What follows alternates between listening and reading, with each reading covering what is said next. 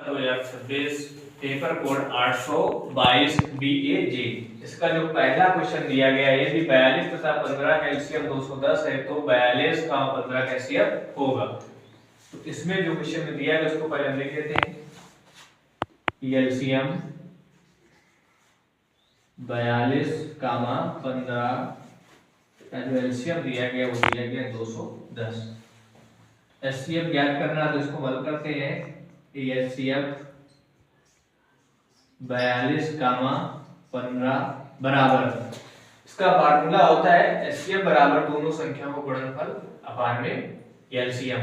तो दोनों संख्या क्या है, पहली संख्या दी गई 42 इनटू दूसरी संख्या क्या है 15, अपान में क्या रखेंगे हम एलसीएम। एलसीएम दिया गया है 210। इसको 42 के टेबल से काटते हैं। 42 एकम 42, 42 पंचे 210। 5 के टेबल से इसको काटते हैं। 5 एकम 5, 5 पे 15। तो एचसीएफ 42 कामा 15 एचसीएफ जो आ गया वो क्या आ गया 3। इसका जो ऑप्शन सही है कौन सा ऑप्शन सही है, पहला ऑप्शन सही है इसका। संख्या 240 का अभाज्य गुणनखंड होगा। तो इसको हम हल करते हैं। पहले इसके हम गुणनखंड निकालते हैं।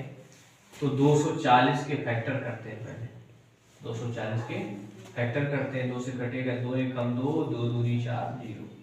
फिर सम संख्या 2 से कटेगा 2 छंग 12, 0। फिर 2 से भाग जाएगा 2 23 6, 0। फिर 2 से भाग जाएगा 2 एकम 2, 2 पंचे 10। जब तक इकाई के स्थान पर सम संख्या होती तो हम 2 से उसको हम काटते रहते हैं। अब कई संख्या आ गई, विषम संख्या आ गई इकाई के स्थान पर। तो अगर 3 से संख्या कटेगी तो इसको हम जोड़ लेते हैं। अभी तो हमें पता चल रहा है कि 3 का भाग 15 में चला जाएगा, लेकिन जब बड़ी संख्या होगी तो उसको हम सम कर लेते हैं। जोड़ने के बाद अगर उस संख्या में 3 का भाग चला जाता तो उस संख्या में भी चला जाएगा जो दी गई है।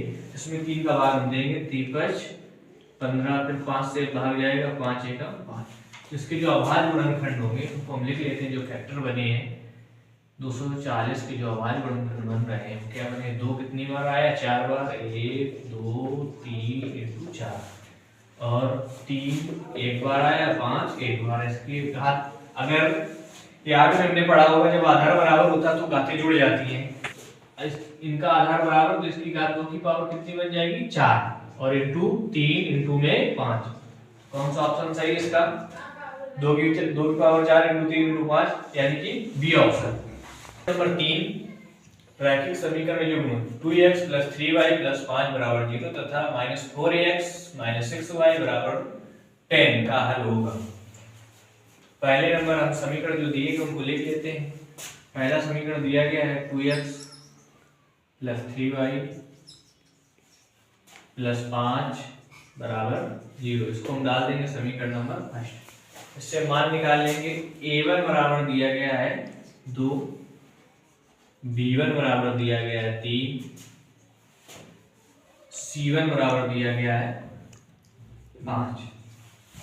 दूसरा समीकरण जो दिया गया है -4x 6y बराबर 10। इससे हम क्या करेंगे, पहले नंबर इसको पक्षांतर करते हैं। 4x माइनस का 6y, 10 को हम लेफ्ट से जब राइट ले जाएंगे तो क्या हो जाएगा माइनस का 10 बराबर हो गया 0। इसको डालेंगे समीकरण नंबर 6। अब यहाँ से भी मान निकालते हैं। यहाँ से a2 बराबर -4, b2 बराबर -6, c2 बराबर -10। पहले इसमें फार्मूला जो इसका होता है उसमें हम रखते हैं। इसका मेन फार्मूला होता है a1 अपान में a2 बराबर b1 अपान में b2 बराबर में होता है c1 अपान c2। इसमें वैल्यू पुट करते हैं पहले। तो a1 का मान क्या दिया गया 2 अपान में a2 का मान क्या दिया गया -4 बराबर b1 का मान क्या दिया गया है, b1 का मान दिया गया 3 अपान में b2 का मान दिया गया -6 बराबर c1 का मान दिया गया है 5 अपान में c2 का मान दिया गया है -10। इसको पहले कैंसिल करते हैं। 2 एकम 2, 2 दूनी 4। 3 एकम 3, 3 दूनी 6, 5 एकम 5, 5 दूनी 10। घटने के बाद इधर क्या बचा -10/2 बराबर -10/2 बराबर -10/2। यानी कि यहाँ में ये पता चल रहा है कि A1 अपान में A2 बराबर B1 अपान में B2 बराबर C1 अपान में C2। तीनों समीकरण तीनों मान एक दूसरे के इक्वल होते हैं तो उसको हम बोलते हैं अपरिमित रूप से अनेक हल।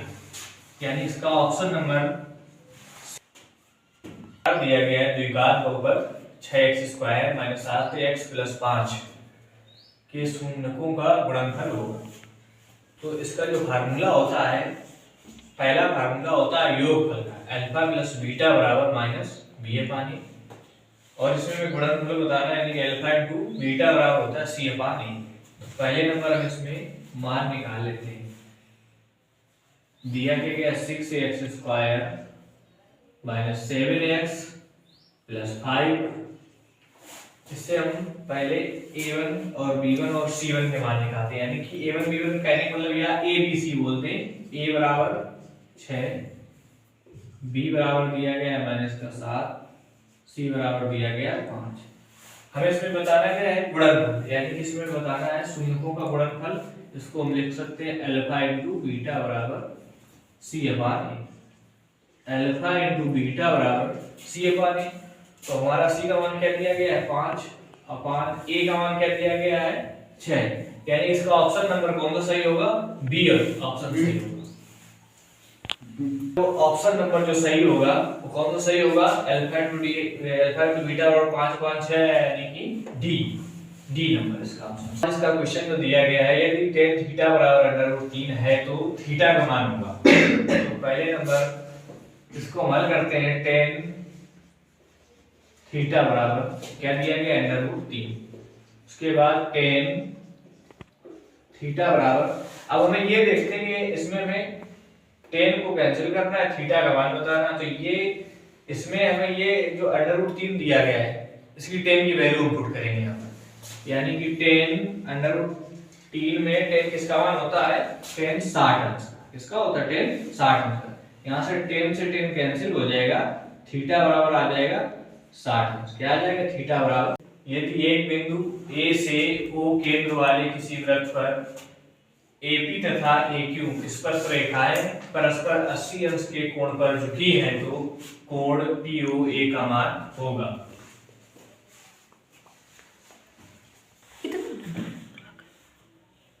तो ये पहले नंबर हम चित्र बना लिए। चित्र में इसमें बोल रहा है कि AP और AQ स्पर्श रेखाएं, तो हमारी ये यहां से AP तथा AQ स्पर्श रेखाएं हैं और कोण A का मान जो इसमें दिया गया है, यहाँ पर दोनों रेखाएं झुकी हुई, उसका मान दिया गया 80 अंश। केंद्र से स्पर्श बिंदु पर जो कोण बनता है वो बनता है तुम्हारा 90 अंश का। ये 90 अंश का कोण बनेगा और यहाँ भी 90 अंश का कोण बनेगा। पहले नंबर हम इसको अर्धक करते हैं। तो यहां से हम कोण PAO बराबर निकालते हैं। तो कोण POA बराबर इसका मान जो दिया गया वो 80 अंश दिया गया, इसको अर्धक करते हैं। 2 से इसको हम डिवाइड करेंगे, 2 एकम 2, 2 चौको 8 यानी कि 40। कोण PAO बराबर आ गया 40। कहने का मतलब कोण A को जो हमने आधा किया वो आ गया तुम्हारा 40 अंश। अब यहां से हम लगाएंगे त्रिभुज। इसमें त्रिभुज लेंगे, त्रिभुज AOP, त्रिभुज AOP में त्रिभुज के तीनों अंतःकोणों का योग 180 अंश होता है। तो यहां पर हम कोण A प्लस कोण O प्लस कोण P बराबर लिख देंगे 180 अंश। कोण A का जो मान निकाल लिया, क्या निकला है 40 अंश, प्लस कोण O का मान हमें ज्ञात करना है, प्लस कोण P का मान दिया गया है 90 अंश, बराबर 180 अंश। यहाँ से कोण O बराबर, अंकों को पश्चांतर कर लेंगे, 180 अंश चल रहा है बराबर में, ये बन जाएगा 90 और 40 130। 130 को पश्चांतर कर लेंगे, हो जाएगा माइनस का 130 अंश। कोण O बराबर जो मान निकलेगा 180 में 130 घटा देंगे, क्या बचेगा 50 अंश। तो इसका जो ऑप्शन कोण POA बराबर जो मान निकलेगा वो निकल के आ गया 50 अंश। इसका ऑप्शन बी ऑप्शन सही होगा। नंबर 7, यदि एक घटना निश्चित रूप से घटती है तो इसकी क्या प्रायिकता होगी। पहला ऑप्शन दिया गया 0, दूसरा दिया गया 1/2, तीसरा दिया गया 3/4 और चौथा दिया गया है 1। इसमें देखिए कुछ हल करना नहीं होता है, इस क्वेश्चन को सिर्फ ऐसे देख करके इसमें टिक कर देना है तुम्हें। जैसे कोई निश्चित घटना होती कि कल सूर्य पूरब से निकलेगा, तो ये एक ऐसी घटना हो गई निश्चित घटना की प्रायिकता होती है 1। अगर बोल दिया जाए कल सूर्य पश्चिम से निकलेगा तो कैसी घटना हो जाएगी, अनिश्चित घटना हो जाएगी। अनिश्चित घटना की प्रायिकता होती है 0। तो इसमें क्या बोल रहा है कि यदि एक घटना निश्चित रूप से घटती है तो इसकी क्या प्रायिकता होगी, निश्चित रूप से घटती है तो इसकी प्रायिकता क्या होगी 1। डी नंबर 8, r त्रिज्या वाले ठोस अर्धगोले का कुल पृष्ठीय क्षेत्रफल होगा। इसमें कुछ भी नहीं, तुम्हें डायरेक्ट फार्मूला देख करके बता देना, इसका सी नंबर ऑप्शन सही होगा, 3πr²। नंबर 9 दिया गया है, दो बिंदुओं 3,2 तथा 1,4 के बीच की दूरी होगी। इसमें तो बीच की दूरी का फार्मूला लगा के बताना। पहले जो बिंदु दिए गए उसको हम लिख लेते हैं हाल में। पहला जो बिंदु दिया गया इसको हम ए मान लेंगे 3,2 और दूसरा बिंदु दिया गया इसको बी मान लेंगे हम 1,4। यानी कि इसमें हम बीच की दूरी का फार्मूला डी बराबर लगाएंगे। फार्मूला होता है x1 माइनस x2 का whole square plus y1 minus y2 का होल स्क्वायर। तो यहाँ से d बराबर पहला वाला जो मान होगा तुम्हारा x1 होगा, दूसरा होगा y1। इसमें पहला वाला मान x2 होगा, दूसरा y1। इस फार्मूले में हम रखते हैं मान को कि x1 का मान दिया गया है 3 माइनस x2 का मान दिया गया है 1 का होल स्क्वायर प्लस y1 का मान दिया गया है 2 माइनस y2 का मान दिया गया है 4 का होल स्क्वायर। d बराबर अंडर रूट 3 में से 1 कम होगा, बचेगा 2 का स्क्वायर प्लस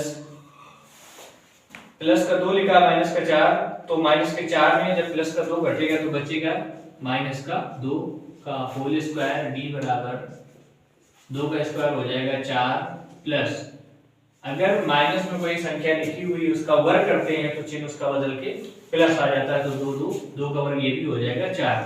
d बराबर 4 प्लस 4 बन जाएगा 8। d बराबर इसके हम फैक्टर कर लेते हैं 8 के, तो इसके फैक्टर बनेंगे 2 दूनी 4 दूनी 8। इसका वर्गमूल निकाल लेते हैं। 1 2 का जोड़ा ये बन रहा है, इस 2 का जोड़ा जो जोड़ा बन रहा है उसको बाहर निकाल लेंगे, इसका जोड़ा नहीं बन रहा इसको अंडर रूट के अंदर रखेंगे। ये इसका आंसर हो गया 2 अंडर रूट 2, बी ऑप्शन सही होगा। यदि किसी द्विघात समीकरण 4x square plus 4kx minus 5 बराबर 0 का एक मूल 1/2 है तो k का मान होगा। तो पहले जो समीकरण दिया गया उसको हम लिखते हैं 4x square plus 4kx minus 5 बराबर 0। इसको हम समीकरण नंबर फर्स्ट डाल देंगे। का मूल 1/2, अगर ये द्विघात समीकरण x के रूप में है तो ये मूल x का होगा, अगर ये y के रूप में होता तो ये मूल y का होता। तो यहाँ पर हम लिख लेंगे जो मूल दिया गया है x बराबर 1/2। यहाँ से भाषा लिखेंगे कि x का मान समीकरण फर्स्ट में रखने पर ये भाषा लिख लेनी है, और जहां पर x मिलेगा वहां पर हमें 1/2 रख देना है। समीकरण फर्स्ट में रखते हैं 4 इंटू x की जगह पर 1/2 स्क्वायर लगा तो होल स्क्वायर कर दो प्लस 4 इंटू k का मान k इंटू x की जगह पर रखेंगे 1/2 माइनस 5 बराबर 0। 4 इंटू 1 का वर्ग हो जाएगा 1 और 2 का वर्ग हो जाएगा 4 प्लस 4 का गुणा कैसे करा देंगे इधर 4k इंटू में चल रहा है 1/2 इधर -5 बराबर 0। ये 4 से 4 कैंसिल हो जाएगा, इसको काट देंगे 2 एकम 2 2 दूनी 4। यहाँ पर कटने के बाद क्या बचा 1, इधर बचा 2k प्लस का 2k और इधर क्या चला माइनस का 5 इधर देखिए बराबर 0। तो 2 के बराबर सभी को पश्चांतर कर लेते हैं। इधर देख लीजिए लिखा है प्लस का 1 माइनस का 5 ये बचेगा, माइनस का 4 पश्चांतर करेंगे तो प्लस का 4 हो जाएगा। के बराबर मान निकालेंगे 4/2 2 एकम 2 2 दूनी 4 के बराबर निकाल के आ जाएगा 2। ऑप्शन